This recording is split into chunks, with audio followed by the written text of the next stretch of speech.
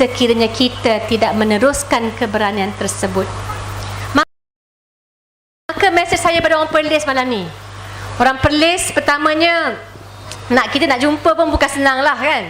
Kita buat ceramah macam ni, alhamdulillah dapat permit, tapi kalau nak selalu berdampingan tidak mudah. Jadi saya berharap kepada semua yang hadir pada malam ini, yang kita tawarkan apa? Masa depan yang lebih terjamin.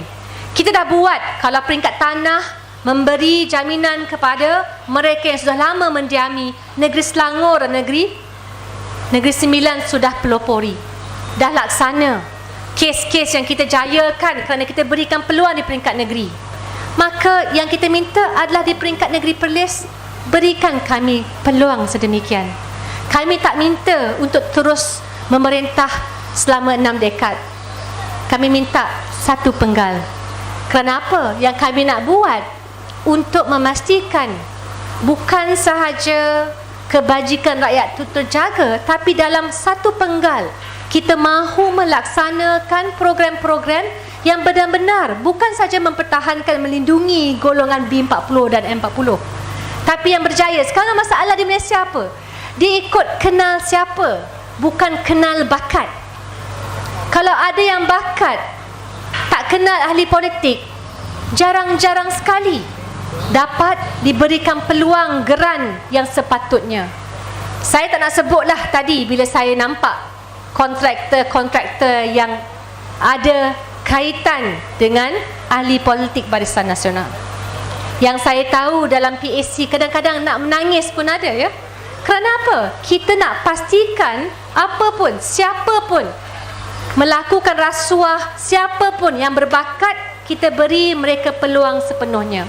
Poin akhir saya tentang generasi TVET, saya tak mahu golongan khususnya memilih untuk tidak bersekolah lagi. Kita ada 21,000 yang tak ambil SPM. Saya tak mahu mereka ini dipinggirkan.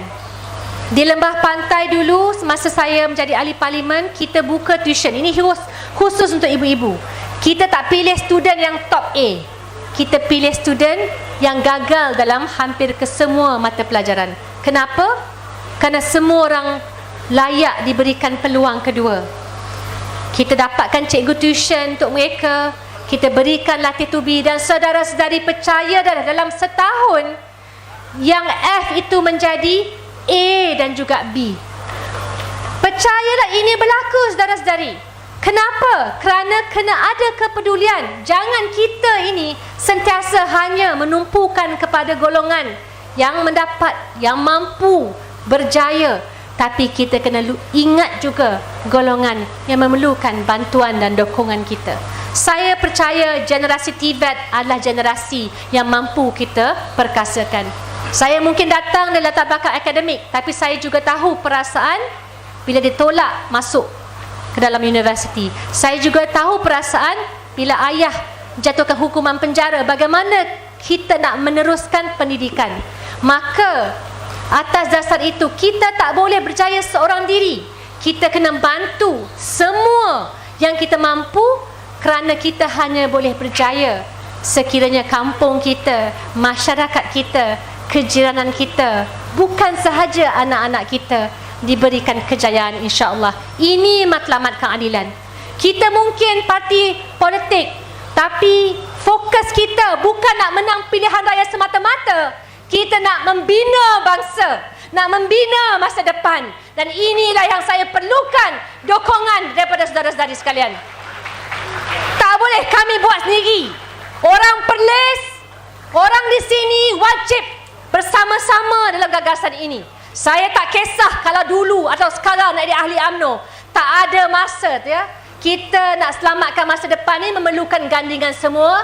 Tiada siapa kata hampa tak boleh undi kami. Dengan itu saudara-saudari, semoga Allah Subhanahu Wa Taala memberkati. Semoga kita ketemu lagi. Wabillahi taufiq wal hidayah. Wassalamualaikum warahmatullahi wabarakatuh.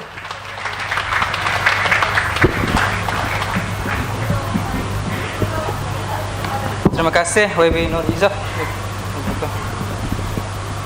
Tepukan gemuruh untuk Puteri Reformasi. Semangat betul. Seterusnya, majlis ingin menjemput Ustaz Zulkarnain Zainal Abidin antara orang lama dalam dunia politik di Perlis dan pernah menyandang kerusi Adun Santan dari tahun 1999 sehingga tahun 2004. Kini, beliau menyandang jawatan pengarah Syariah Nasional Parti Amanah Negara. Majlis dengan segala hormatnya mempersilakan.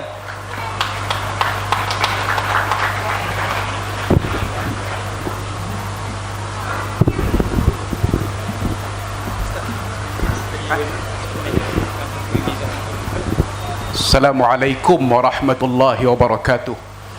Alhamdulillah wassalatu wassalamu ala Rasulillah wa ala alihi wa ashabihi wa man tabi'ahu wa walah. Terima kasih saudara pengerusi majlis.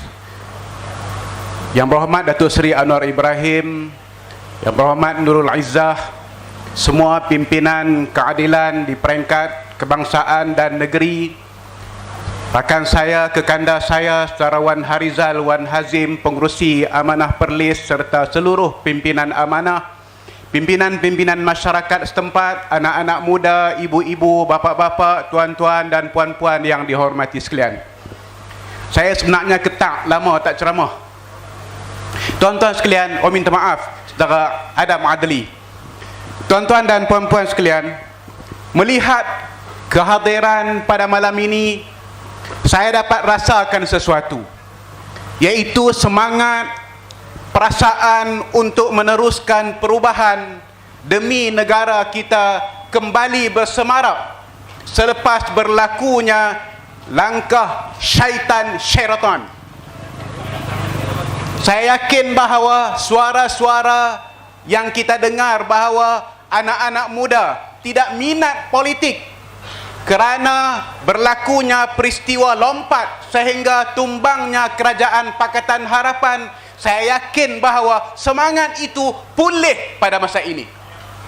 Saya yakin juga bahawa kehadiran pada malam ini adalah suatu simbol di Perlis dan di Malaysia seluruhnya akan berlaku perubahan besar pada pilihan raya yang akan datang. Tuan-tuan sekalian, saya ingin menyampaikan 3 mesej sahaja pada malam ini. Tuan-tuan hafallah mesej ini. Kalau boleh malam ni mimpilah mesej ini. Mesej saya yang pertama, kalau kita berjalan daripada Perlis sampai ke Johor, kita cuma jumpa 2 buah negeri sahaja yang tak pernah berubah kerajaan. Pertama Perlis, satu lagi Pahang. Hanya Perlis dan Pahang sahaja UMNO BN masih batat. Negeri-negeri lain semuanya pernah tumbang dan pernah jatuh hasil kebangkitan rakyat. Sebab itu tuan-tuan sekalian, kita mahu rakyat Perlis membuktikan dalam pilihan raya yang akan datang, Perlis UMNO BN kalah. Pentingkah UMNO BN kalah di Perlis? Sangat penting. Kita mungkin kata, tak apalah siapa perintah pun, janji kami dapat apa dia? Janji akaun kami masuk 100 ataupun 200. Tak boleh macam tu tuan-tuan sekalian. Kita kena bagi tahu rakyat bahawa negara ini bukan milik pemimpin UMNO BN. Kuasa bukan di tangan mereka. Kuasa negara ini di tangan rakyat, di tangan kita. Kita beri mesej bahawa mana-mana parti politik, mana-mana pemimpin politik yang korup, yang rasuah, kami jatuhkan kamu dari parti mana sekalipun kamu. Tapi yang kita sedih ialah di Perlis tak jatuh-jatuh. Macam daun pisang. Daun pisang ni dia tua macam mana pun tak luruh-luruh. Kena bagi jadi macam daun nyok sampai masa luruh.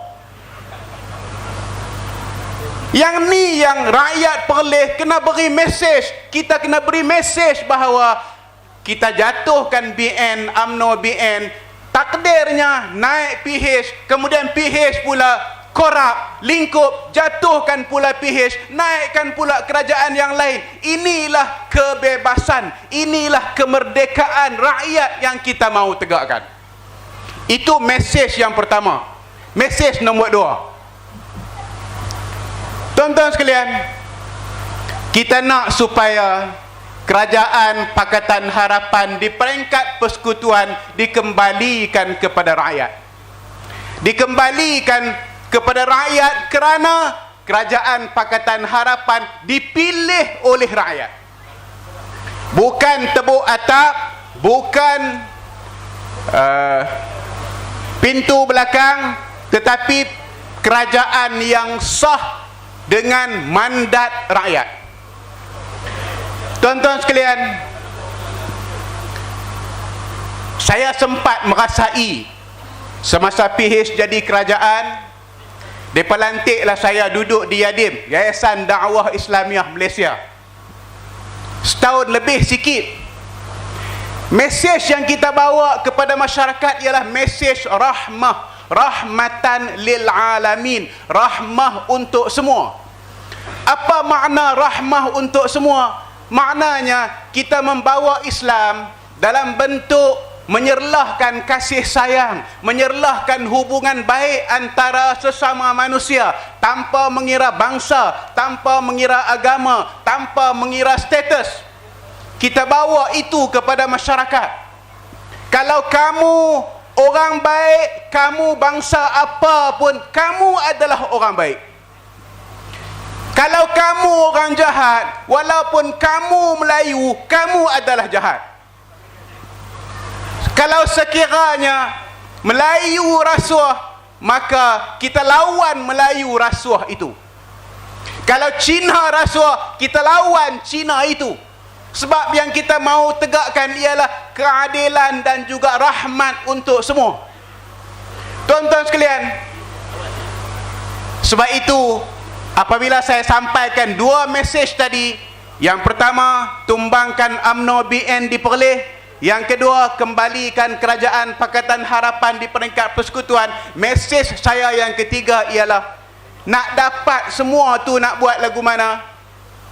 Yang ketiga ialah, kita kena pastikan bahawa 2 parti yang memperalatkan agama dan memperalatkan bangsa ditewaskan dalam pilihan raya umum yang akan datang. Parti yang memperalatkan bangsa itu apa dia? UMNO Barisan Nasional. UMNO secara khusus. UMNO nak cakap soal bangsa. Siapa yang pelingkup bangsa Melayu, tuan-tuan pun tahu, itulah UMNO. Siapa yang rembat duit orang Melayu, termasuk duit tabung haji, tuan-tuan pun tahu, itulah pemimpin-pemimpin UMNO. Itu parti yang jual bangsa untuk kepentingan politik. Parti ini perlu dikalahkan. Yang kedua, hak ni yang saya nak sebut sangat-sangat. Kalau ada orang PAS malam ni, tolong dengar. Saya berani bercakap sebab saya bekas orang PAS. Yang ni tuan-tuan sekalian, parti jual agama. Parti yang memperalatkan agama untuk kepentingan politik. Kemarin bercakap lain, hari ini bercakap lain. Dulu semasa PH jadi kerajaan, mereka bercakap semua benda mereka nak buat. Apa benda mereka tak mau buat? Semua benda mereka nak buat, daripada A sampai Z. Mereka bangkitkan perkara-perkara yang mencetuskan keresahan dalam kalangan masyarakat. Apa dia? Isu aurat wanita. Apa dia lagi? Isu kedai judi. Lagi isu arak. Lagi isu RUU 355. Lagi isu nak haramkan DAP. Lagi nak tutup sekolah vernakular. Nak haramkan konsert. Apa lagi cuba tuan-tuan sebut? Ha? Pendek kata, semasa mereka bukan duduk dalam kerajaan, semua benda yang mereka sebut tu mereka nak hapuskan semua sekali. Tapi tuan-tuan sekalian, bila dia jadi kerajaan, dia makan sagon, dia kemam dalam mulut, dia bub, dia tak boleh buat apa dah. Akhirnya yang dia boleh buat apa dia? Dia mengaku bahawa tabung haji sekarang sudah pulih. Padahal yang memulihkan tabung haji adalah Kerajaan Pakatan Harapan. Yang melingkupkan tabung haji pemimpin UMNO, yang memulihkannya Kerajaan Pakatan Harapan, yang mengaku kata dia teror. Tiba-tiba Idris Ahmad. Tuan-tuan sekalian, inikah sebuah pemimpin parti politik yang boleh kita letakkan harapan? Itu satu. Yang kedua, oh masa cukup ah? Tak apa. Saya berhenti. Tak abang pun tak apa. Saya main jauh. Saya nak abang. Saya main jauh. Saya bawa kereta 3 jam. Yang kedua, pasal PAS. Pasal PAS sebab saya nak kena abang. Nak kena bagi tahu kepada masyarakat umum bahawa PAS ni bukan agama. Mengukur Islam bukan dengan PAS. Kalau tak ada PAS pun Islam tetap ada. Kalau tak ada PAS pun pejuang agama tetap ada. Kalau tak ada PAS sekalipun Quran, hadis, masjid tetap makmur. Tiba-tiba semasa mereka jadi pembangkang, mereka sibuk. Mereka kata apa? Islam terancam. Dia kata Islam terancam. Seolah-olah di Malaysia ni semasa kerajaan PH memerintah, habis semua masjid katuk. Seolah-olahnya habis semua orang pakat jadi masuk geng LGBT. Seolah-olahnya begitu gambaran yang diberi oleh pemimpin-pemimpin PAS kepada Kerajaan Pakatan Harapan.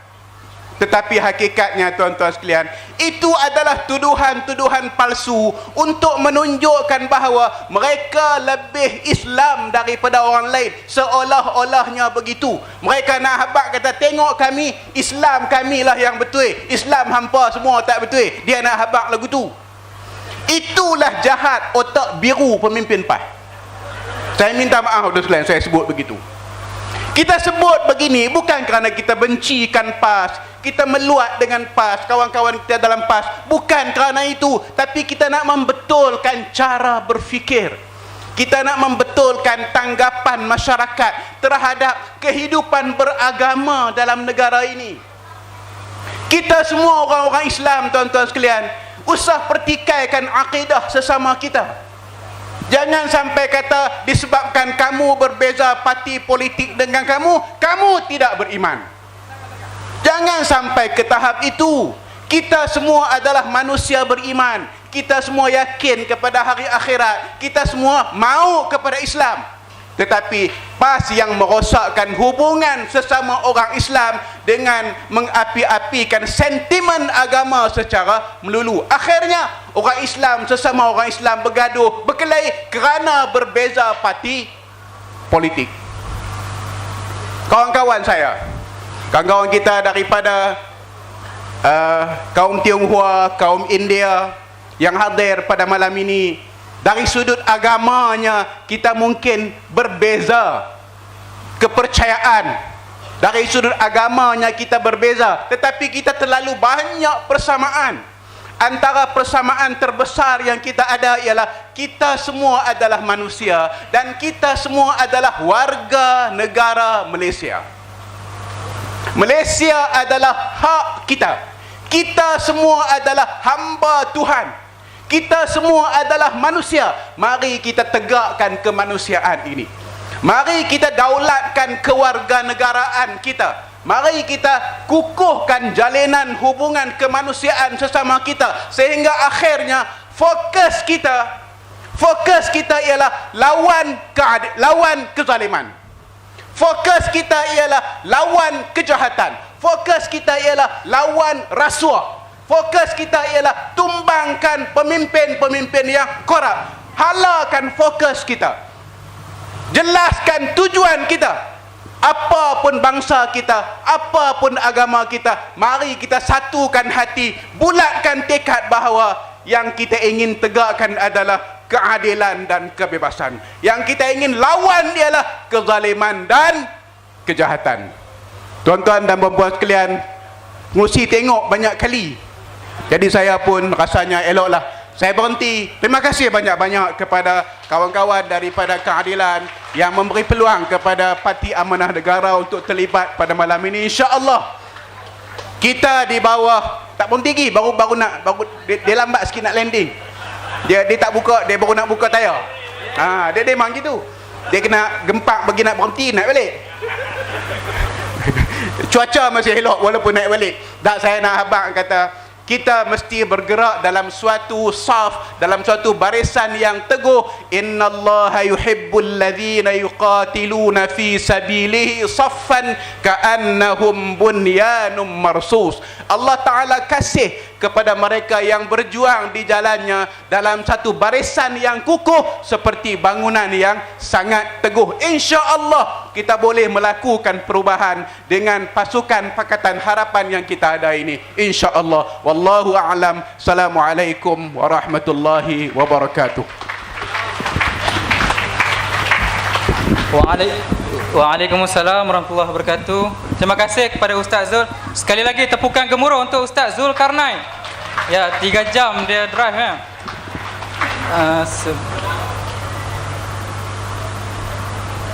Jadi kita beri laluan dulu kepada bahagian teknikal untuk mencuba sistem audio.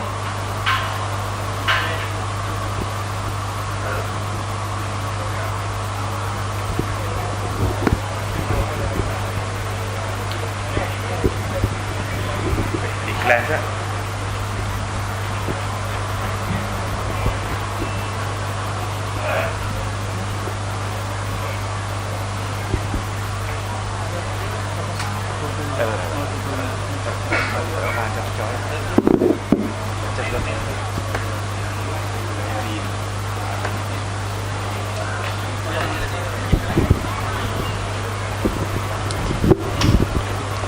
Tuan-tuan dan puan-puan, pembicara seterusnya merupakan seorang yang istiqamah dalam perjuangan isu-isu wanita semenjak bergiat aktif dalam NGO ABIN, yang mana telah menjadi kayu ukur kekuatan beliau untuk memimpin wanita keadilan. Dijemput Yang Berhormat Senator Fadlina Siddiq, Ketua Wanita Keadilan Pusat, untuk menyampaikan ucapan beliau. Majlis dengan segala hormatnya mempersilakan. Okey, terima kasih. Assalamualaikum warahmatullahi wabarakatuh.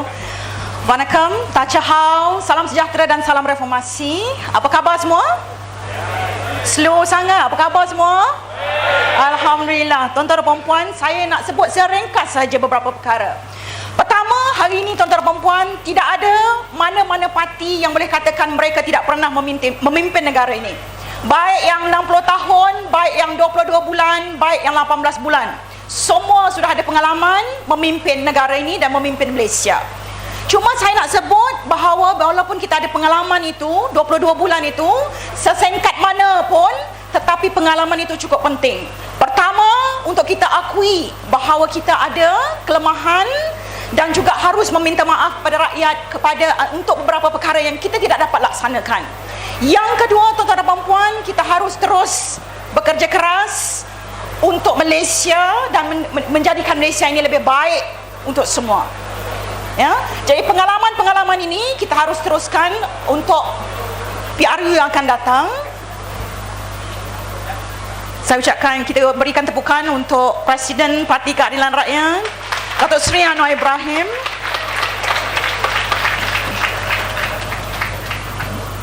Tuan-tuan, saya nak sambung sedikit. Semasa Datuk Seri Anwar Ibrahim di dalam penjara, saya adalah antara peguam yang keluar masuk dalam penjara. Ya, saya nak sebut semasa dalam penjara kita tak pernah pengguna mempati-mempati ni. Ya, saya menyampah dengan mempati-mempati ni, tuan-tuan dan puan-puan. Naratif ini harus diubah. Merpati ini simbolnya adalah keadilan, simbolnya adalah kedamaian, simbolnya adalah kebebasan.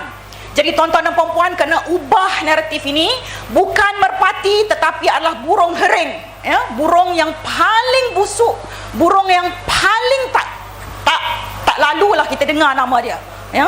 Jadi jangan ikut naratif merpati ni tuan-tuan dan puan-puan, kerana merpati sebenar ada di hadapan tuan-tuan dan puan-puan pada malam ini. Ya, baik.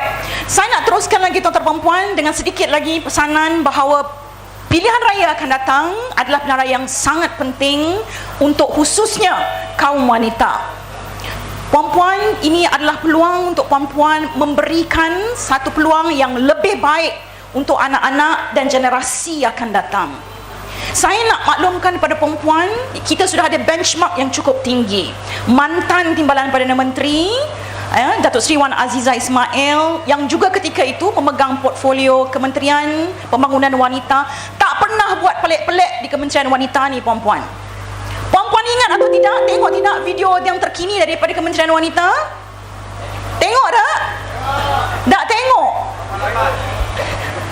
Puan-puan kena tengok, ya, betapa teruknya image dan kompetensi ketika ini, sedangkan kita ada banyak isu yang terkait rapat dengan wanita.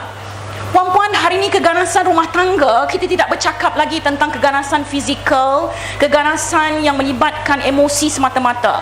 Tetapi hari ini telah sampai satu peringkat yang sangat kritikal apabila ramai wanita mati di tangan pasangan masing-masing. Maknanya keganasan rumah tangga ini sudah sampai ke satu peringkat bahawa kematian lebih tinggi dalam kes-kes tertentu. Jadi kalau tidak ada passion, tidak ada iltizam untuk mengubah polisi perlindungan kepada wanita ini, saya bimbang masa depan dan perlindungan pada wanita ini akan menjadi lebih kritikal, khususnya kanak-kanak kita. Puan-puan, 2 bulan yang lepas di rumah perlindungan saya, ya, seorang kanak-kanak berumur 12 tahun hamil luar nikah dan melahirkan anak, ya. Jadi kita sekarang ini berada dalam situasi perlindungan kanak-kanak ini sangat kritikal. Bagaimana seorang kanak-kanak berumur 12 tahun boleh hamil dan melahirkan anak, ya, dalam keadaan kita tidak ada polisi perlindungan kanak-kanak yang lebih kuat untuk kanak-kanak ini. Puan-puan, kita juga telah meluluskan rang undang-undang anti gangguan seksual. Kita juga telah meluluskan rang undang-undang security social untuk si rumah yang sebenarnya adalah daripada inisiatif dan juga kerja keras semasa kita di Putrajaya, ya. Jadi Datuk Seri Wan Azizah telah melengkapkan satu polisi untuk melindungi suri rumah tangga dalam keadaan ketika itu yang saya fikir itu antara polisi yang terbaik untuk negara. Jadi jangan pandang mudah, 22 bulan itu kita telah melalui proses dan telah pun, ya, tanpa 22 bulan itu tidak mungkin, ya, satu isu yang cukup besar, khususnya bagaimana seorang mantan Perdana Menteri telah pun dimasukkan ke dalam penjara. Itu adalah undi, tuan-tuan dan puan-puan, selama 22 bulan itu, dan telah memberikan keyakinan kepada kita kenapa Putrajaya mesti terus melalui proses reformasi. Tuan-tuan dan puan-puan, saya ucapkan terima kasih di atas kehadiran pada ini. Untuk besok kita ada satu lagi himpunan yang cukup besar, Himpunan Wanita Keadilan 2022. Saya jemput semua untuk turun bersama dan memeriahkan Himpunan Wanita Keadilan di Pulau Pinang, ya. Jadi kita ada 3 negeri, tuan-tuan dan puan-puan, Pulau Pinang, Selangor dan juga Negeri Sembilan, yang mesti terus kita pastikan berada di bawah pimpinan Pakatan Harapan. Besok juga Datuk Seri Anwar Ibrahim akan bersama kita di Himpunan Wanita Keadilan.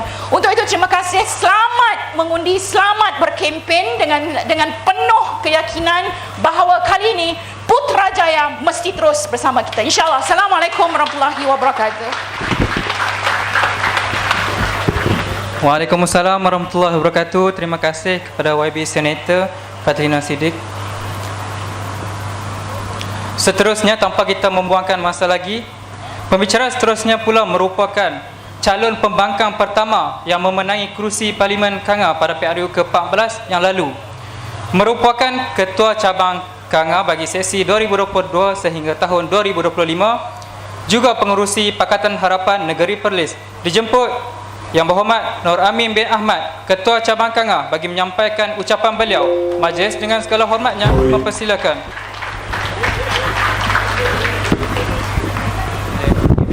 Bismillahirrahmanirrahim. Alhamdulillahirabbil alamin. Nahmaduhu wa nusalli ala rasulihil karim. Terima kasih saudara pengurusi majlis, Datuk Seri Anwar Ibrahim, pimpinan keadilan di segenap peringkat, pimpinan rakan-rakan dalam Pakatan Harapan, seterusnya tuan-tuan dan puan-puan yang saya hormati sekalian. Tadi pengurusi silap sebut, bila saya menang hari itu, saya menang sebagai kerajaan, bukan sebagai pembangkang. Jadi dia kena betulkan sikit yang tu. Saya tak bercadang nak cakap panjang. Giliran saya berucap ni, giliran yang agak sulit. Sebab lepas saya berucap ni, Datuk Seri Anwar Ibrahim akan berucap. Jadi kalau pengurusi dia bagi signal tu, saya memang betul-betul kena berhenti. Saya tak boleh nak take off balik macam Ustaz Zul sebut tadi. Cuma saya nak sebut kepada rakan-rakan, semasa saya bertanding di Parlimen Kangak, dan sebelum saya bertanding di Parlimen Kangak, pada PRU ke-13 saya bertanding di Dun Kuala Perlis. Pada tahun 2013 tu saya diminta bertanding di Kuala Perlis di saat akhir. 2 hari sebelum penamaan calon, saya dapat panggilan daripada parti, Datuk Seri Anwar Ibrahim minta you balik bertanding. Jadi saya balik ke Kuala Perlis. Saya tengok balik data di Kuala Perlis ni masa tu, dalam PRU 2008, Kuala Perlis ni kemenangan Barisan Nasional yang paling tinggi sekali di negeri Perlis. Jadi saya pun tidak mengharapkan apa-apa. Saya tahu kekuatan Barisan Nasional di Perlis. Saya balik bertanding sebagai calon payung terjun waktu tu. Saya buat kerja. Semasa tu YB Azam pun belum masuk keadilan lagi. Dia telefon saya untuk bantu. Kita buat kerja dan saya kalah. Saya berjaya kurangkan 46% majoriti Barisan Nasional sebelum tu. Jadi apa pandangan saya waktu tu? Saya kata Kuala Perlis ni adalah tempat yang subur untuk Parti Keadilan Rakyat menang dalam PRU akan datang.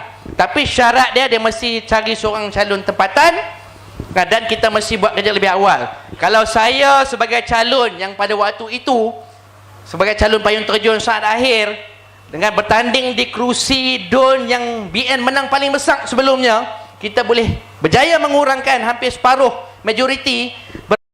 Bermaksud dalam PRU 2018 ataupun PRU ke-14 kita boleh melawan Dun Kuala Perlis. Dan itulah realitinya. Dalam PRU ke-14 alhamdulillah kita berjaya menawan Dun Kuala Perlis dan sekaligus berjaya menawan Parlimen Kangak. Dan saya juga bagi tahu dalam PRU ke-14, bila saya bertanding, saya bagi tahu kawan-kawan, kalau kita menang di Parlimen Kangak, bererti kita akan menang di Putrajaya. Kenapa saya berpendapat macam tu? Kerana kalau ikut dalam seluruh kerusi Pakatan Harapan yang ada pada hari ini, kerusi Parlimen Kangak ni dari segi demografik dia ada 82% Melayu. Kalau kita ambil dalam undian dalam PRU ke-14, kalau kita campur undi 18, kerusi Parlimen Kangak ni akan ada lebih kurang 86-87% Melayu. Tapi apakah maksud dia angka-angka ini? Saya bagi tahu kepada kawan-kawan, itu bererti orang tak semestinya orang Melayu tidak boleh menyokong Parti Keadilan. Orang Perlis, khususnya orang Parlimen Kangak ni telah buktikan dalam PRU lepas bahawa kita orang Melayu, orang Islam boleh mengundi parti selain daripada parti-parti yang lama ni lah. Setelah kita bagi harapan, kita beri kepercayaan sekian lama, apa salahnya kita memberi kepercayaan kepada orang baru, kepada parti baru, dan ini telah tuan-tuan dan puan-puan buktikan dalam PRU yang lepas. Dan begitu juga dalam PRU yang akan datang ini. Saya percaya sekiranya sekali lagi kita berjaya menang di kursi Parlimen Kangak, kita juga akan berjaya menawan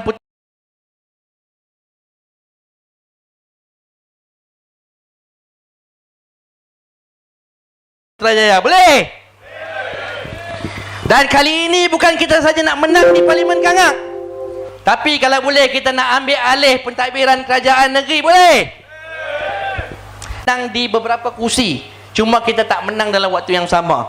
Ustaz Zulkarnain misalnya dulu satu-satunya adun di Dun Santan, kan, di Dun Santan dulu kita pernah menang, Pemangkang pernah menang, di Sanglang, sekarang di Parlimen Kangak kita ada 3 kursi. Dan saya percaya dalam pilihan raya yang akan datang, sekiranya kita memberikan fokus, sama-sama berjuang, sama-sama berkorban, insya-Allah kejayaan itu cukup dekat dengan kita. Hari ini kita berkumpul setelah sekian lama kita tak dapat berhimpun macam hari ini. Sebabnya adalah sebab COVID-19. Kita nak jumpa, nak hantar bantuan pun tak boleh. Kalau tengok dalam pilihan raya Melaka, siapa yang pergi, saya sempat ke Melaka, kita berkempen ni tak boleh bertemu muka. Jadi kita tak boleh nak bercakap dengan pengundi, kita hanya boleh tinggalkan risalah di atas pagar. Begitu juga pilihan raya di Johor, kita tidak boleh buat majlis besar-besaran. Tapi hasilnya ialah kita tidak dapat berpeluang untuk berinteraksi dengan lebih baik dengan pengunjung, dengan pengundi.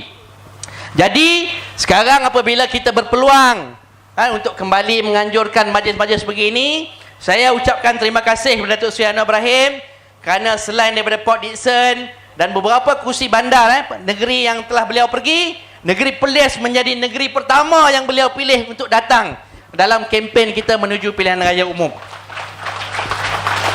Tapi selama ni kita tidak pernah bercakap tentang pilihan raya. Dalam mana-mana pertemuan kita sama ataupun di dalam parlimen, kita bercakap hanya isu rakyat. Hanya sebuah parti yang secara berterusan bercakap tentang pilihan raya. Masa COVID-19 pun mereka bercakap tentang pilihan raya. Itu pun bukan semua dalam parti itu, hanya segelintir. Kenapa mereka ni nak bercakap tentang pilihan raya? Kerana kalau kita tengok dalam sejarah pilihan raya negara ini, daripada tahun 60-an, 70-an, 80-an, 90-an, malah sehingga hari ini, Barisan Nasional hanya mungkin menang sekiranya jumlah pengundi yang turun itu di bawah 70%.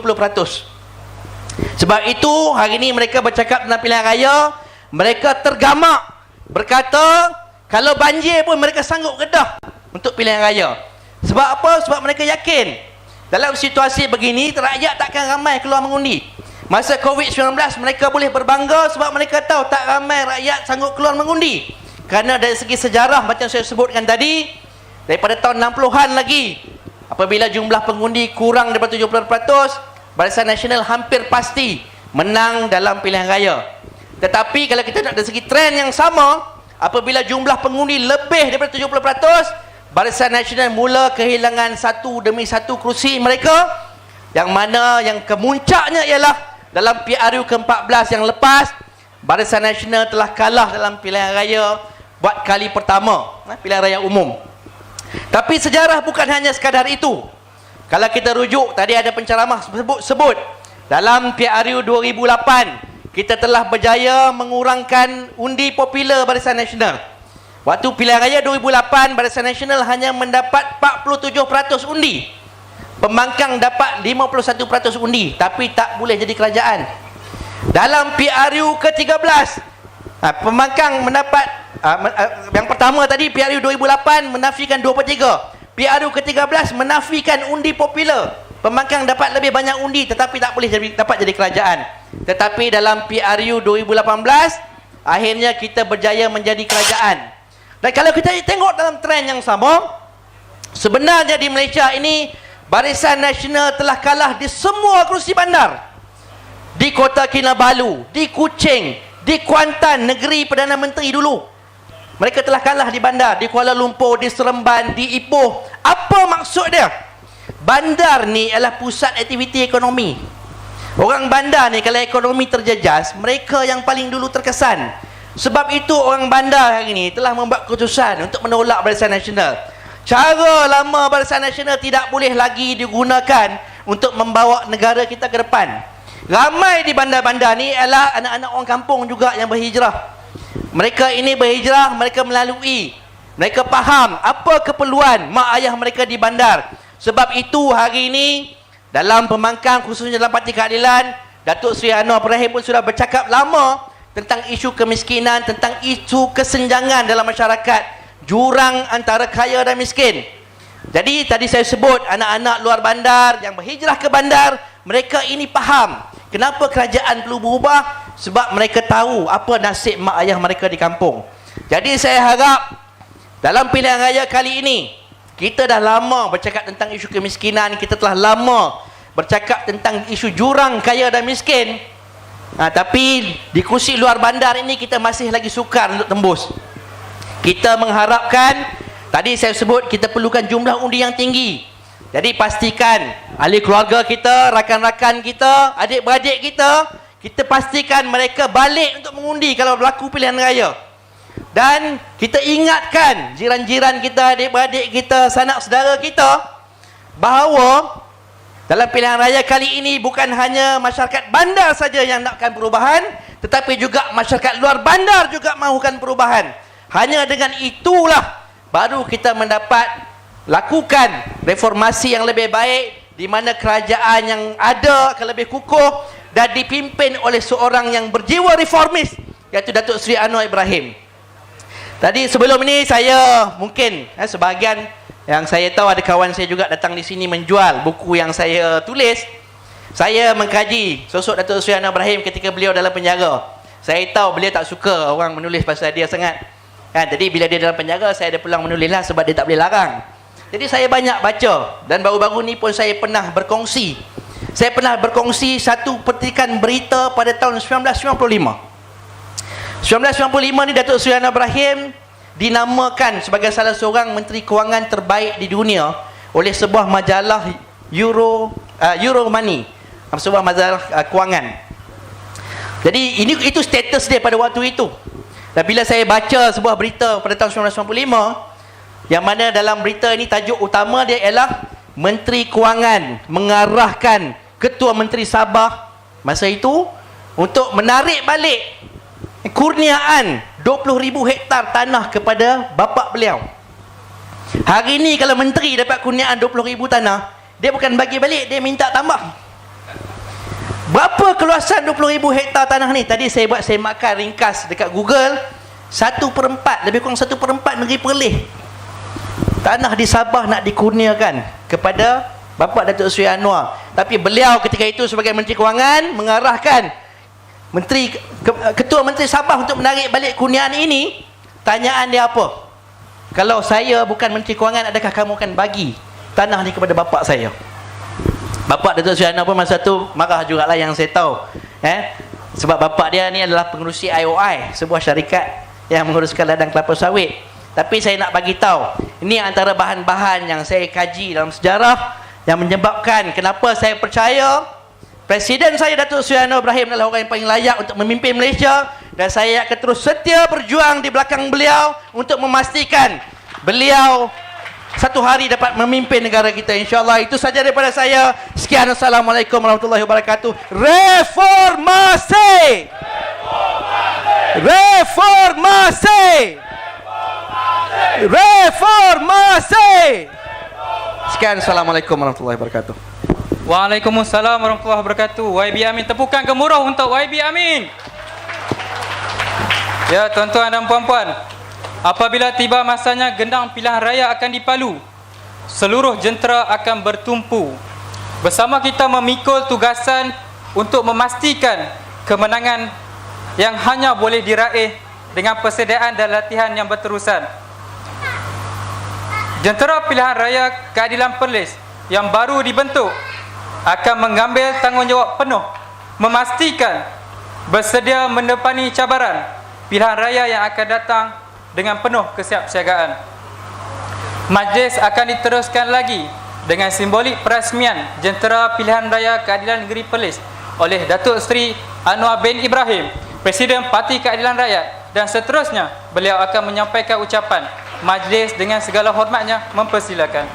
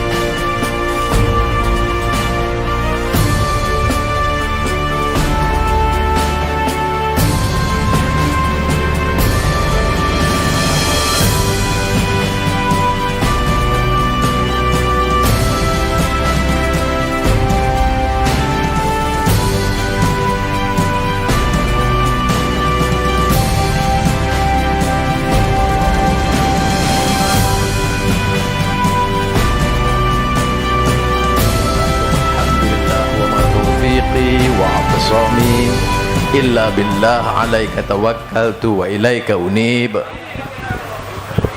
الحمد لله القائل ومن أحسن قولا ممن دعا إلى الله وعمل صالحا وقال إنني من المسلمين وصلى الله على سيدنا محمد وعلى آله وصحبه أجمعين. Suami dan pimpinan rakan-rakan yang hadir, saya terima kasih.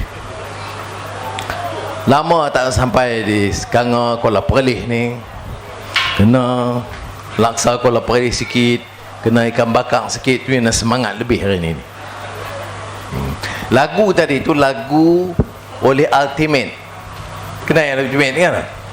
Lagu dia. Jadi kita jadikan lagu kempen sebab dia tak kata kat siapa-siapa. Dia kata siapa yang sokong penyamun, duit kau aku, semua kau sapu. Kau tak faham lagi, memang jahil merakap. Baik. Kita dengar tadi beberapa ucapan tokoh-tokoh muda kita menjadam, tokoh wanita yang menyampaikan ya pandangan tentang perlunya perubahan. Kita teruskan memang isu minta perubahan ni ya. Dan kena jelas, saya pesan kalau kawan-kawan saya, anak-anak dan adik-adik kita, jangan kita fitnah. Baru ni Menteri Agama pun dia buat kempen, jangan fitnah. Saya pun setuju, tapi dia kata jangan fitnah di media sosial. Saya nak tambah, fitnah tak boleh di fitnah sosial ke, ceramah ke, apa pun tak boleh. Baik, tapi dia kena pesan juga, parti dia pun tak boleh fitnah. Jangan habang orang. Saya bagi satu contoh. Sahabat saya Ustaz Hadi Awang, dia Presiden PAS. Berapa tahun lalu dia tulis dalam bahasa Arab, hantar ke seluruh dunia Arab, Anwar Ibrahim ni ahli satu pakatan Yahudi yang menentang Islam, kumpulan Freemason. Saya kata apa jadi kawan ni pula ni? Dari mana dia dapat? Saya nak gaduh, nak saman, saya tak naklah sebab dia dikawal. Tak apalah beza politik. Dia jadi duta khas orang besar, tu tak apalah. Tapi tak payahlah fitnah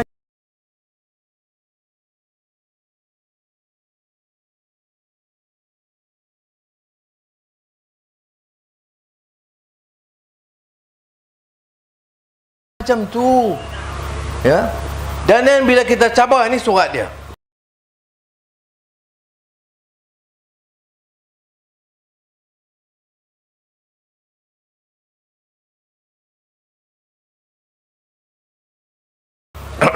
Hantar kepada semua tokoh-tokoh Islam sedunia. Nasib baik saya ni pun taklah sampai nak kata hebat macam dia, tak lah. Ibrahim mana? Saya cari-cari tu dia, nampak ni yang gemuk sebelah tu, jumpa besar tu boleh nampak di Kanada. Jadi mata sahabat saya ni dah rabun. Mungkin dia ingat tu saya tu, tak boleh berbesar gambar tu. Hampa ni koman pegang.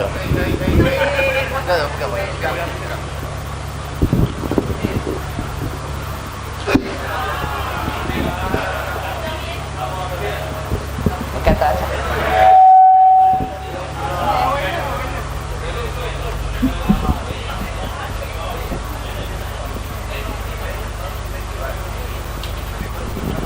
Yang tu yang besar tu Tuan Anwar Ibrahim dari Kanada. Ni apa? Jadi bila saya jawab dia, tak apa, boleh jadi Ustaz Hadi tersilap. Apa? Kita maafkan. Saya mahadhir, saya maaf. Ustaz Hadi dia kata tak boleh maaf kot. Baik. Tapi kalau kita ini seorang Muslim yang baik, apa yang kita lakukan? Dah tahu silap, minta maaf tak? Harus minta maaf. Ada yang minta maaf sampai hari ini tak minta maaf. Jadi saya nak nasihat Menteri Agama, Ustaz Tuki, kawan saya juga. Saya nak beritahu nasihat Presiden kamu, kalau kamu berani. Kalau tak berani, jangan bicara soal perjuangan. Ya, jangan duk marah orang kampung je. Mereka bagi tahu kami dah siasat Anwar bukan. Ni Anwar Ibrahim lain. Gemuk gedempol bunyinya. Baik. Jadi saya nak tunjuk contoh Jadi bukan nak kata manusia ni tak semestinya kita ukur dari pakaiannya, dari serbannya atau dari janggutnya atau dari patinya, tapi dari segi akhlak dan amalnya. Ya ayyuhallazina amanu lima taqulu ma la taf'alun. Ya, kita bicara dan kita amalkan. Bukan dari segi percakapannya, dari segi amalnya. Amal itulah disebut syakhsiah, akhlak yang baik. Ya, jadi itu saya nak sebut. Saya tak mau gaduh dah dengan Pai. Saya nak bagi contoh saja. Enggak sama Pak apa yang dibicara dengan apa yang dikerjakan. Jangan ni tak Allahu Akbar. Tak, memang betul. Ni apa yang bangang sangat ni? Betul-betul, tak betul lah. Saya sebab tu kalau cakap Ustaz Hadi, saya anggap dia sahabat saya juga lagi. Saya tak mau. Sebab tu saya boleh saman. Kalau saya saman, berapa ratus ribu garanti dapat dah. Dia tak nak. Ya. Tapi saya tak saman sebab apa? Tak payahlah bergaduh. Ya. Jadi ada insaf, nahi. Ada minta maaf, nahi, kabi nahi. Baik. Tak ada. Yang orang perlis tak tahu makna. Nahi kabi nahi ini tidak, sama sekali tidak. Okey, baik.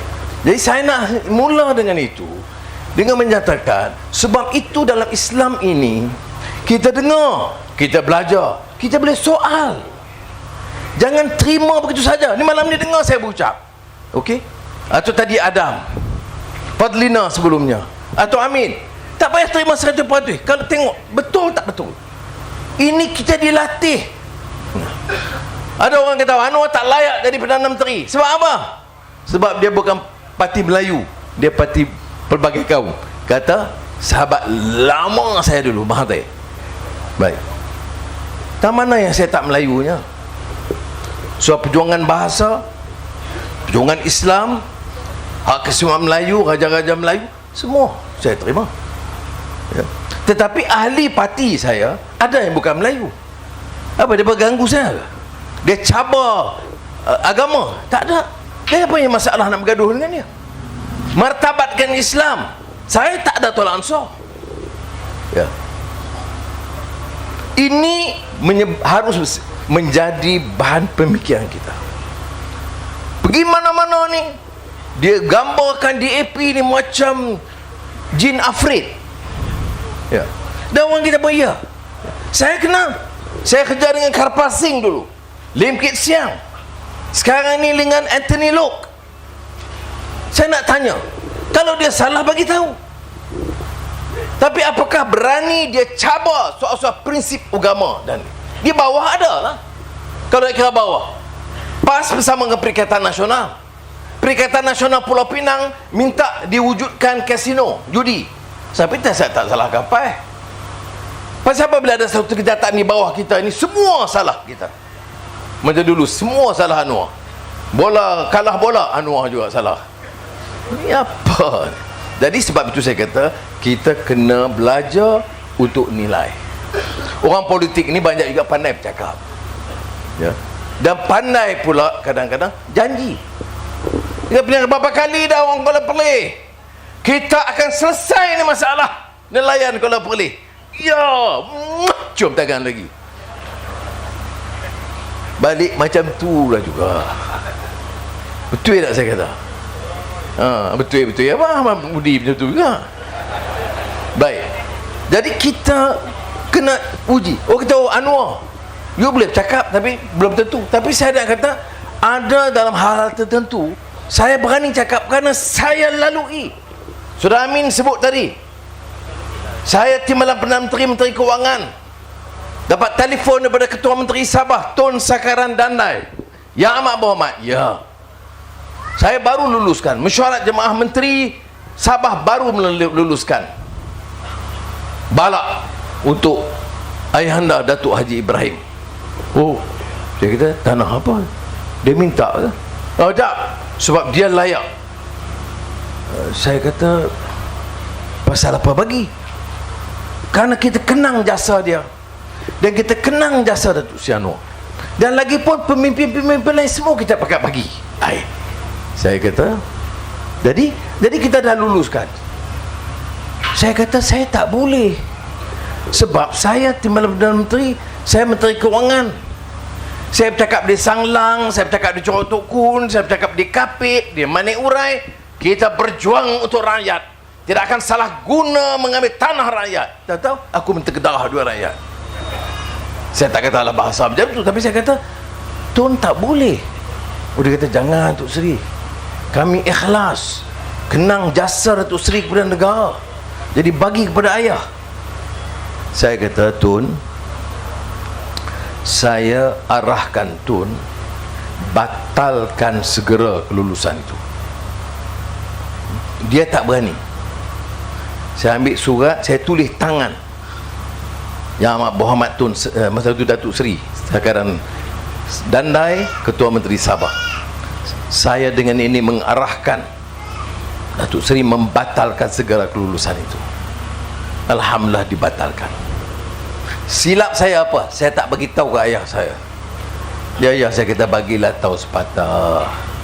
Jangan ngaku bahan langgar tu. Jadi saya dah minta ampun, selesailah. Tapi saya nak bagi tahu, saya nak tanya, ada tak menteri UMNO ke PAS yang berani buat macam tu? Ya. Saya nak tanya betul-betul. Jadi kita bukan dia minta, orang dah bagi anugerah. Saya kata orang kampung, orang miskin nak dapat sekangkang tanah, nak hidup pun susah. Orang-orang besar dapat tanah balak sana sini, baik Sabah atau Sarawak atau Kelantan atau Terengganu atau Kedah. Ya. Jadi kita kena ingat. Sebab tu saya kata tak mudah. Itu soal tanah. Ya. Sebab itu Tok Guru Ning Aziz marhum pernah sebut dalam ucapan dia di Macang, saya ingat. Dia kata tulisan Anwar ni, ya, dia dah jadi Menteri Kewangan, Timbalan Perdana Menteri. Dia membenci sangat dekat dia, tak bagi ni sebab dia tak ambil PT Kajai kontrak tanah, dia tak ambil. Tok Guru Ning Aziz tu saya, walaupun dia pas saya keadilan, tang tu dia tak berganjap. Bezalah dengan sebahagian daripada penyokong-penyokong, kerana dia hanya walak tak fikir sama sekali. Baik, saya nak bagi satu contoh baru. Nama saya Anwar Ibrahim, janganlah silap orang. Saya sekarang Ketua Pembangkang. Lama ada Ketua Pembangkang bagi dah Perdana Menteri pula sekali. Hampa ni pun tak pakai ni. Baik, bila sebagai Ketua Pembangkang, kerajaan Mael, Perdana Menteri Mael ni, dia majoriti 3-4 duk goyang, berkelahi pula. Tan Sri Muhyiddin kata, kamu Mael Perdana Menteri gagal. Jawab Mael pula, yang gagal itu kamu Tan Sri Muhyiddin. Anwar kata hampa dua-dua gagal. Baik, tapi Perdana Menteri Ismail panggil saya, dia kata runding belanjawan, kami nak minta pembangkang sokong. Saya kata sokong boleh dengan syarat. Nombor 1, bagi 10 bilion ringgit tambahan kepada rakyat miskin masa Covid. Bagi 40 bilion ringgit tambahan untuk kemudahan perubatan dalam masa Covid. Dia kata setuju, maka kita sokong. Dia apa? Senang hati, panggil saya, bagi surat. Ni surat, saya pun buat balik surat bahawa Datuk Seri Anwar diiktiraf Ketua Pembangkang bertaraf menteri, dan dapat allowance yang sekian. Allowance bulanan 14,000, allowance kerajaan 12,000, allowance baju musim sejuk 4,000. Kereta percuma 2, satu kereta rasmi, satu kereta peribadi untuk rasmi. Saya tak faham, tapi 2 kereta. Campur-campur dah 50,000 lebih. Jadi saya bagi tahu dekat dia, terima kasih kerana iktiraf kedudukan Ketua Pembangkang, tapi saya tak boleh terima allowance 50,000. Saya tolak. Sebab saya kata, saya nak mai Kuala Perlis ni ke kawasan nelayan ni, kampung-kampung miskin ni. Saya nak kata, berjuang tuan-tuan dan puan-puan. Allowance saya RM50,000 sebulan. Kita pirah hang pun penyangak sopa juga. Tahu orang Kuala Perlis mulut boleh tahan juga. Tak kata malam ni pun saya tahu. Baik. Ya, jadi saya tak sampai hati macam mana orang tengah susah, menganggur ramai, bukan saja orang keluar sekolah SPM menganggur, yang keluar universiti menganggur pun ramai. Kalau dapat gaji pun lebih kurang aja, tak naik-naik. Jadi ada ke manusia macam saya tak ada hati perut ke? Dah cukup allowance ahli parlimen cukup lah, dah nak ambil lagi 50,000. Jadi saya tolak. Balik rumah saya jumpa Aizah. Abang tadi jumpa Mak mana? Mak Perdana Menteri lah. Baik, dia kata apa? Dia iktiraf jawatan ketua menteri dan dia ketua pembangkang, dan dia umpamanya nak bagi allowance tetap RM50,000 sebulan. Jadi abang kata apa? Tak boleh Zah. Jadi abang kata saya tak boleh terima. Itu Azizah kata apa? Alhamdulillah abang. Amboi. Itu dia. Kalau bini orang lain saya tak mahu abang, siapa? Ambil abang. Belian pun tak ada. Dah keluar penjara aku menangis hari-hari. Belian tak bagi. Rantai pun rantai lama benar. Kalau bini orang lain, bini saya ni tak ada, dia kata alhamdulillah, itu keputusan yang baik, rezeki itu di tangan Allah SWT. Itu dia ustazah ke tak? Saya tambah lebih itu. Jadi ini ujian dia. Baik, saya nak tanya pula, tambah orang lain yang pakai kepiah tinggi, pakai baju Melayu, yang pakai kot, yang pakai serban jubah, dia pada tolak tak? Aku dah tahu orang Kuala Perlis mulut macam mana. Bukan dekat tobat lahum. Itu dia. Lama saya tak dengar. Dia tok keluar ada dengar ni. Padrina dia tak faham apa dia tobat lahum, orang kita ngomong sini je. Baik. Jadi sebab tu saya kata kita boleh dengar ni tambah dekat pilihan raya lagi, semua orang datang bagi ceramah, bercakap gitu, janji sana maki sini. Saya jawab pasal yang tadi. Sebab apa? Sebab saya jawab? Sebab saya dituduh dan difitnah. Sampai sekarang belum ada minta maaf. Walaupun Menteri Agama minta, kata jangan fitnah, kempen pula jangan fitnah. Itu contoh. Baik. Apa yang berlaku? Kerajaan Pakatan Harapan rosak. Memang ada kelemahan, saya tak pertahan. Sebab Perdana Menteri masa tu Tun Mahathir, dia bukan orang bawa reform, tapi yang betul-betul, apa dia yang betul? Mas tengok cabutan judi ekor. Bukan judi ekor, cabutan judi ekor. Judi tak ada kepala. Mana aku tahu, tanya orang Kuala Perlis. Baik. Masa Barisan Nasional UMNO ni hidup Melayu. Berapa kali cabutan? 22 kali. Baik. Masa Pakatan Harapan kita bincang keadilan, amanah dan DAP, macam mana nak kontrol perjudian yang berlebih ni. Maka setuju kita kurang, jadi daripada 22 kali jadi 8 kali sahaja. Baik. Menang Perikatan Nasional. Hidup Melayu UMNO. Allahu Akbar. Berapa kali judi? 22 kali. Baik. Tanya, dia main ceramah tanya. Dia nanti jawab apa? Kita sebenarnya telah bercakap dalam jemaah menteri, tapi mereka tak dengar. Ni DAP bercakap pun kita dengar.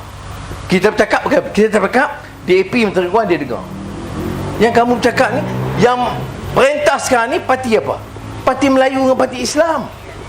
Tapi judi double, not double, 3 times. 3 times. Yet times 3. Ayo kalau boleh. Jadi itu kenyataannya. Baik. Sebab tu saya kata, jangan kita terpukau dengan slogan nak tegak negara Islam, judi kita tambah. Saya 8 tahun Menteri Kewangan, saya tak tambah judi. Yang ni baru tak sampai setahun, 6 bulan naik daripada 8 kali jadi 22 kali. Tapi kalau slogan kita ni jahil, tak ada iman, tak ada moral, semua balun kita tengah-tengah mati. Jadi ini saya nak minta fikir. Jadi ini masalah dia. Baik. Jadi kalau ditanya pula, sebab apa kita datang bagi penerangan? Sebab apa kita minta Surah Amin di Kanga diberi peluang untuk teruskan khidmat dia? Sebab apa kita minta kawasan-kawasan jabatan negeri yang menang dan yang kalah dulu kita bangkitkan semula dalam Pakatan Harapan? Sebab kita nak bawa perubahan. Ini sudah kita tengok di parlimen ke? Bukanlah saya nak kata saya je. Saya ni hidup memang nasib nasib dia keluar masuk penjara, keluar masuk penjara. Berapa tahun? Hampir 11 tahun. Masuk keluar penjara. Benaya lah betul-betul aku ni. Baik. Baik. Sejak apa kes pertama saya masuk penjara? Kes orang baling miskin. Kes petani miskin, anak-anak muda tak tahu lagi masa tu, tak ada yang belum lahir lagi. Tapi saya dimasukkan penjara sebab saya sokong rakyat miskin baling sik kerana harga getah jatuh daripada terkedarah tak cukup. Tu baru dia faham. Ya, jadi apa yang kita buat? Kita kata kerajaan ambil tahulah sikit. Jawapan kerajaan, ini kerana pasaran antarabangsa. Apa dia buat? Daripada dulu sampai lah jawab macam tu juga. Betul? Orang kita Anwar cakap kasang. Kasang. Yang apa humban orang masuk penjara tak kasang. Lesing. Baik. Masa tu menteri jawab apa? Stop penimbal di New York. Itulah menyebabkan harga getah jatuh. Baik.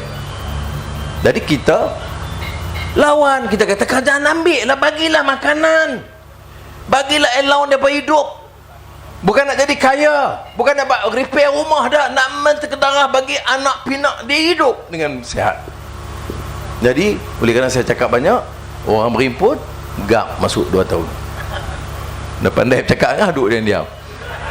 Duduk kita tengok langit. Baik.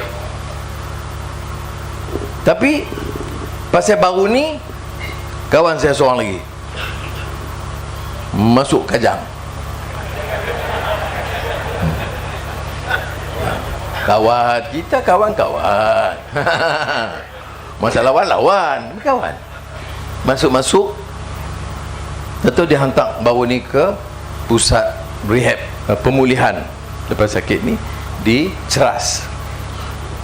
Yang dorang-dorang Amdor kata, apa? Anwar pun pergi situ. Tengok. Dia Anwar pun boleh pergi, pasal apa Anwar special? Nak pasal Abang Najib tak boleh? Baik, saya nak jawab. Boleh?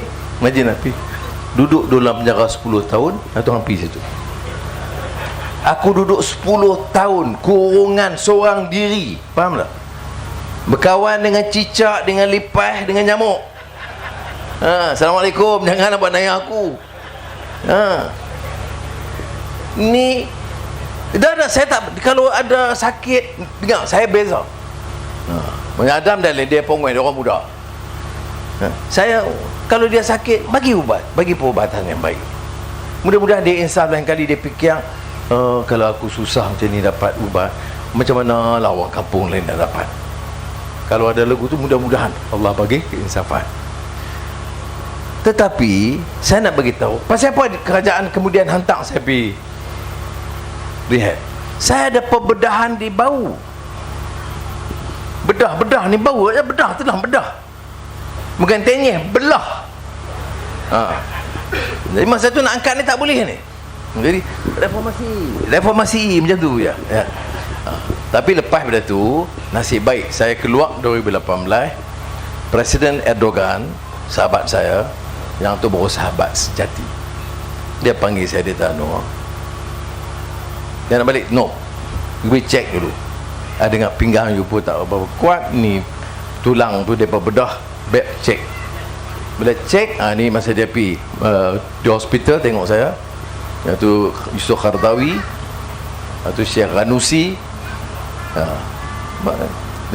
Jadi Erdogan kata kat saya, duduk sini, dia hantar ke hospital terbaik di Istanbul. Dia belah pula sikit belakang, dia bubuh sini, dia bubuh besi titanium dalam ni. Jadi saya jangan main-main tau. besi sini. Abang berani main macam. Jadi dan dia main ke hospital 4 kali dia dengan isteri dia, tengok saya perhati baik. Jadi saya nak sebut. Baik, Najib kalau nak pi ada alasan saya pi begitu. Bukan sebab selepas 10 tahun dia bawa. Tak. Lepas saya ada pembedahan, major surgery, barulah bawa ke rehab. Itu saya nak cerita, nak penjelasan. Tapi kalau mereka doktor kata Najib nak dia, saya tak mau campur bab tu. Kalau doktor kata dia sakit, okey, bagi. Kalau dia kata nyamuk banyak, nak spray ubat nyamuk, saya tak ada masalah.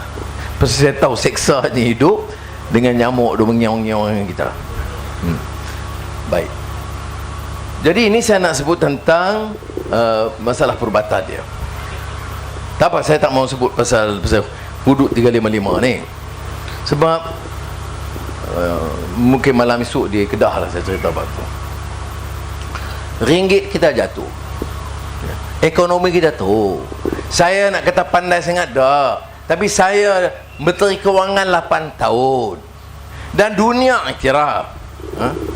Dunia kata masa itu di antara Menteri Kewangan yang terbaik. Tak apalah saya tak pandai sangat tak apa, tapi saya bolehlah sikit.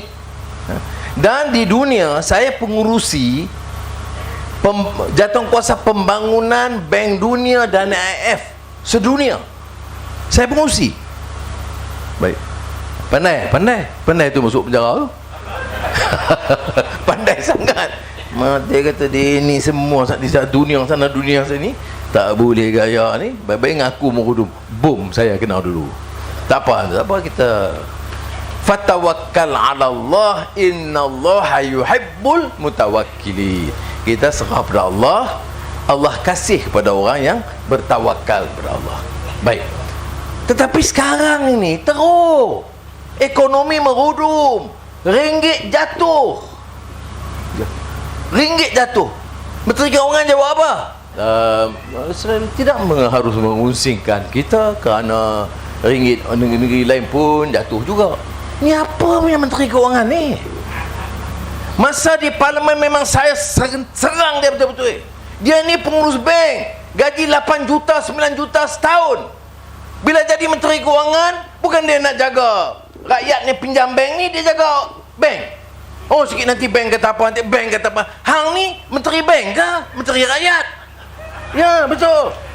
Saya tanya ni orang yang dalam UMNO PAS Bersatu ni, ya, tak boleh bercakap bab ni. Sebab hampa diamlah yang jadi negara ni jadi rosak macam ni. Sebab hampa sengap sunyilah, maka nasib petani nelayan macam ni tak terbela. Hampa ingat dengan RM200, RM300 sebulan selesai. Sampai bila hidup kita macam tu? Negeri merdeka, negeri kaya, sumber hasilnya semua ada, tetapi nasib rakyat, oh iyalah betul kita ada makan, ya. Susah sikit bagi dekat pilihan raya tambah 100 lagi. Kita pun ya yang berhormat, jangan bimbang, pasang bendera orang kata apa. Saya terima kasih kerana Barisan Nasional sambut saya dengan bendera. Dia pastilah dia ingat saya ni timbalan Presiden UMNO macam dulu lagi. Dah. Hampa dengar Ustaz, aku lawan UMNO tu tak? Dah ni. Jangan silap. Nak pujuk terlambat lah. Jadi ini kenyataan dia. Mana boleh menteri jawab tak ada apa-apa? Pasal apa harga makanan naik? Pasal apa harga ayam naik? Sebab bahan makanan dia tahunya naik. Sebab apa naik? Ringgit jatuh. Awak yang buta tuli sangat ni pasal apa? Jawab macam rakyat bodoh. Saya marah sebab apa? Dia ingat rakyat ni bodoh, boleh permainkan. Sebab harga barang naik di antaranya kerana kita import barang makanan. Bila kita import, barangnya naik, ya. Kalau ikan, harga pukat naik. Semua harga yang mana yang diperlukan itu kita import. Ikan betul tak payah import dari dalam laut. Minyak naik. Jadi sebab itu harga naik.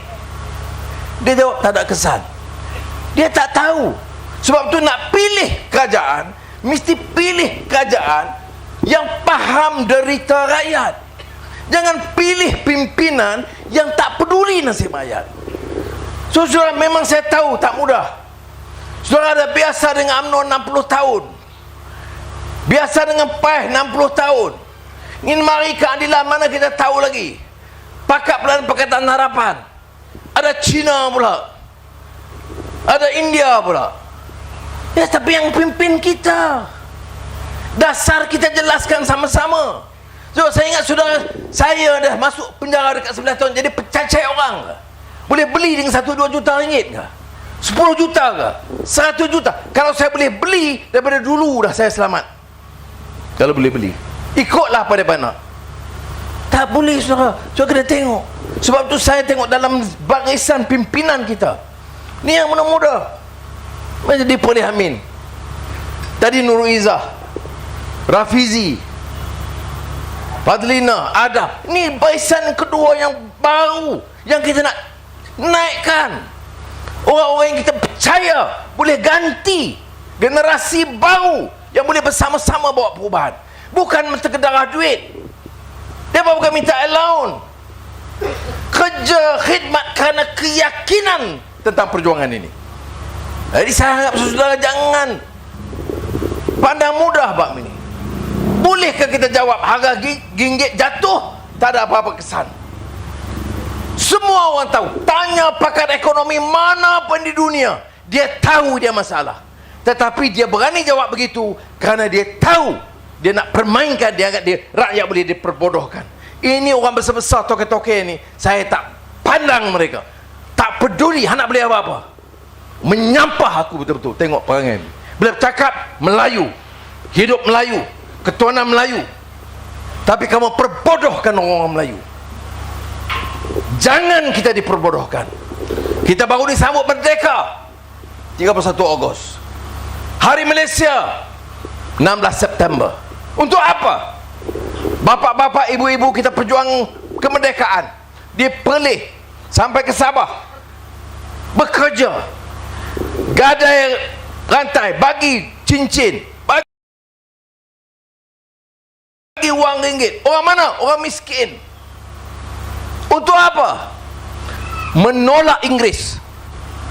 Tak mau negara ini dijajah. Mau bahasa sendiri. Mau agama Islam dimartabatkan. Mau pemimpin kita yang diangkat, bukan pemimpin penjajah Inggeris. Tak mau khazanah kita, tanah kita, bijih kita, masa itu getah kita, balak kita dicuri, dibawa untuk kayakan Queen Elizabeth dan keturunan dia dululah. Itu sebab kita merdeka. Kita merdeka bukan nak diganti oleh orang Melayu, muka Melayu, warna sawo matang, perangai macam orang putih. Ada kuasa, kayakan diri mereka.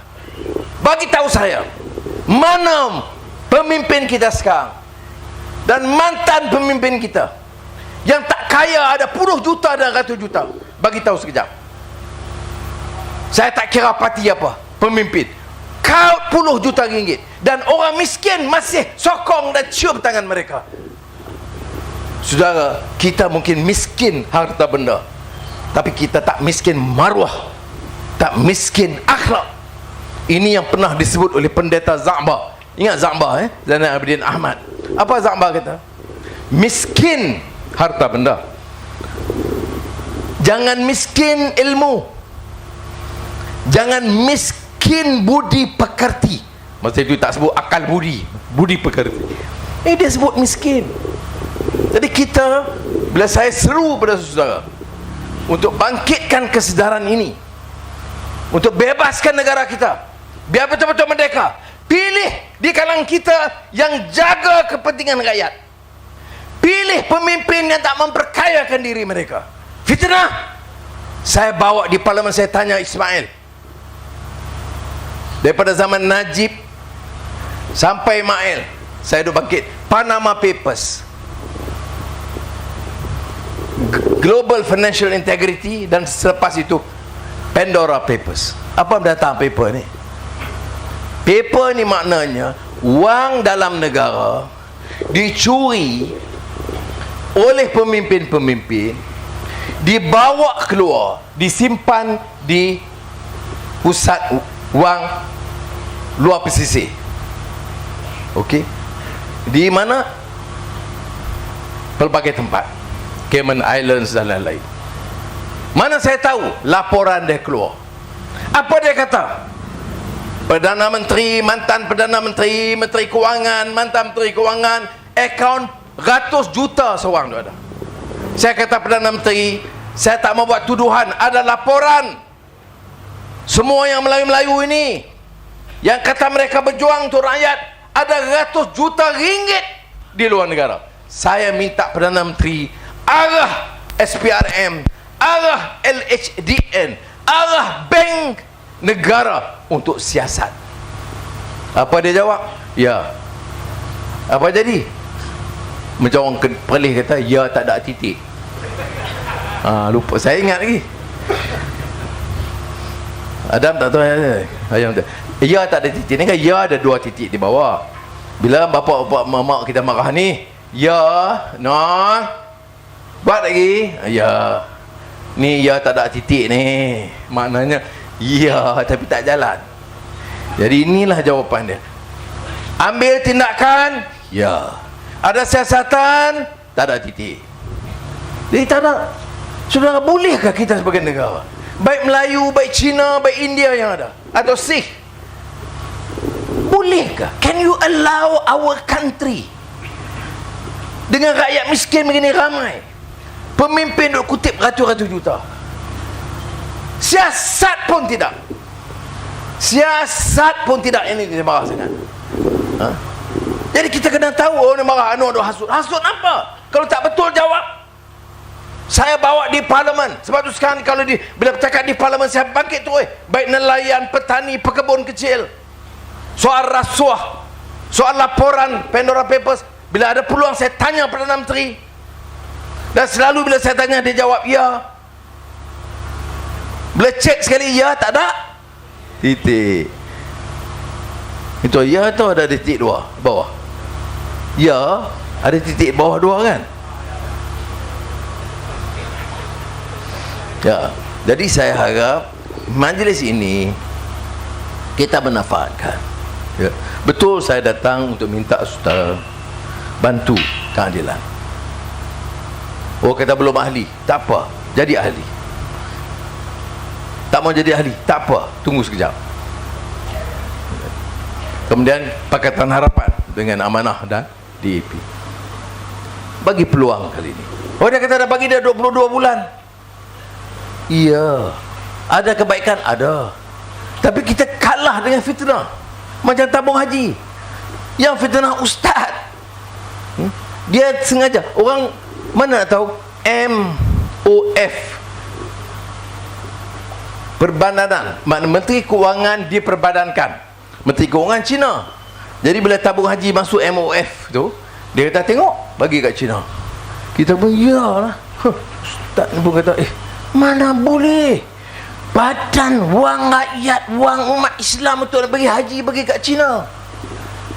Kementerian Keuangan diperbadankan, itu maknanya wang yang dipegang oleh kerajaan. Benar sangat ni. Ya. Tak apa, yang tu dah dijelaskan. Mujahid Saman dan ustaz tu pun dah minta maaf, kalah dia. Kalah Saman. Ada minta maaf? Tak. Terima kasih. Masih luar. Baik. Jadi saya nak minta supaya ada kesedaran.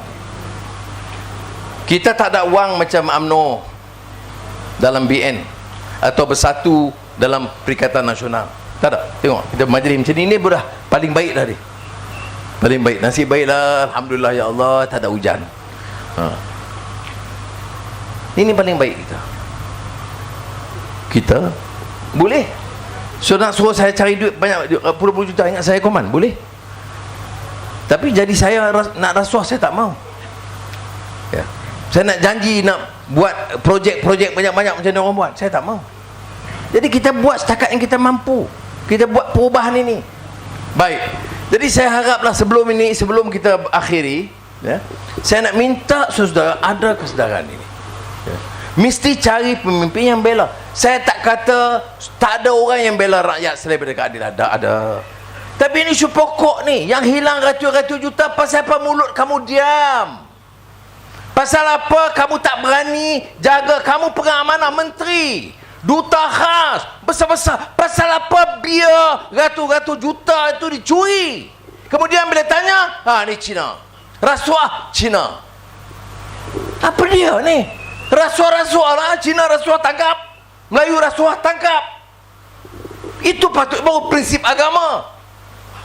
Apa beza Islam dengan jahiliah sebelumnya itu?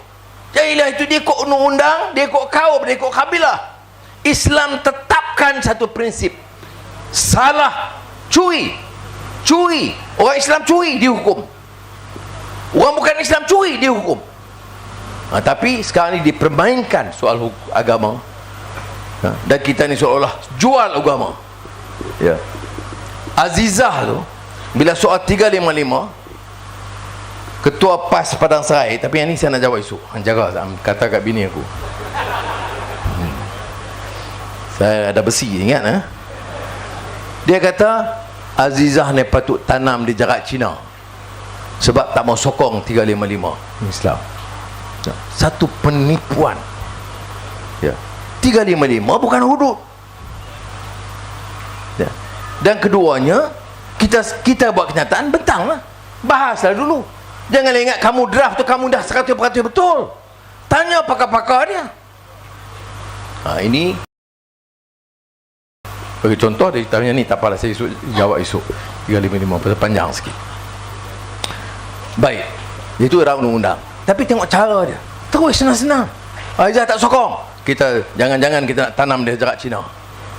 Ni apa jenis politik? Ni orang agama pakai serban bersyarah, dan orang yang tak tahu dia ikut nak bahas tak berani. Dia kalau Allah Ta'ala fil kitabum mubin, mampu nak jawab, tak boleh lah. Jadi lepas begitu, rosak pemikiran. Tapi bila yang ratus juta curi, tak kata apa. Ni yang judi tambah daripada 8 22, dia pula. Inilah keadaan yang berlaku sekarang. Jadi sekarang saudara yang hadir ni ramai malam ni, dengar apa? Yang ni last ni dengar betul-betul. Sebab kencana kita nak menang. Ya. Ni yang ramai belakang. Nampak belakang? Nampak tak apa? Baik. Jadi saya nak minta semua ni, saya malam ni mana yang ambil video mana? Ni. Jangan ambil muka saya, ambil depa semua. Kiri kanan semua keliling, tunjuk belakang. Yang belakang semua, kiri kanan gambar. Muka aku berjenuh orang tengok. Sana. Yang belakang yang angkat tangan tu. Baju merah. Nampak. Ini lagi belah kanan.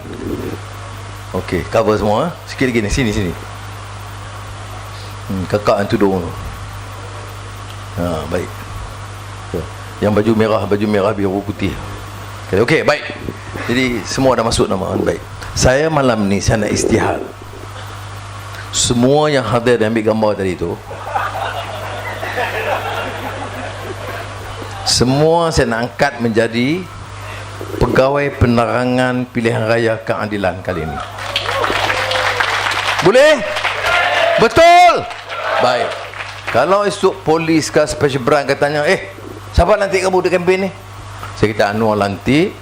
Mana bukti? Tengok video. Semua nanti. Tapi syaratnya seorang kena cari dalam tempoh sebulan 10 penyokong.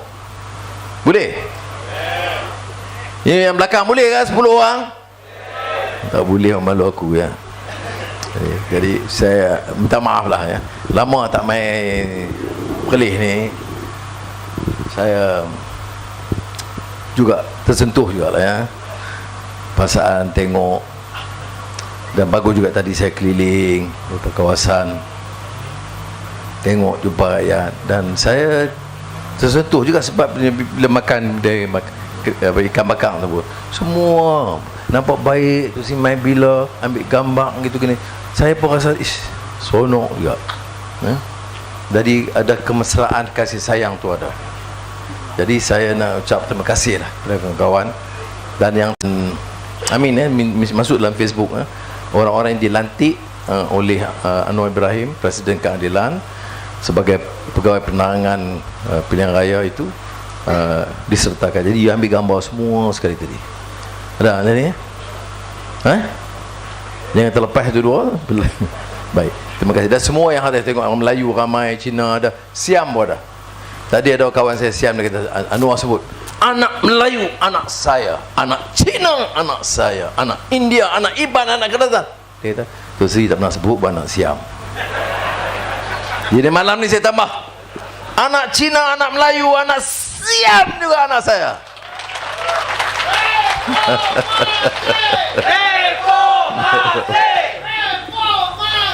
Okey. Terima kasih.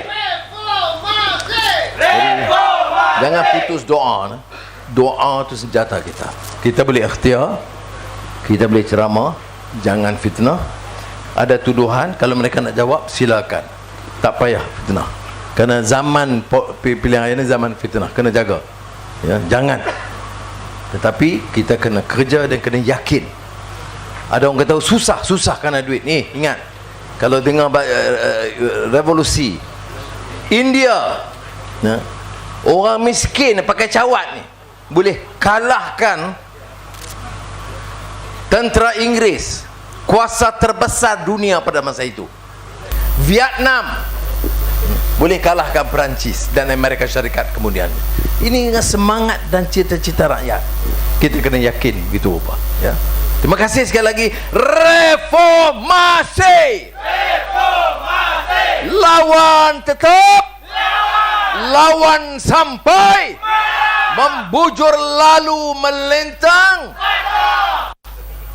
Terima kasih. Jangan lupa tu, hoi hoi hoi ya hoi. Jangan lupa.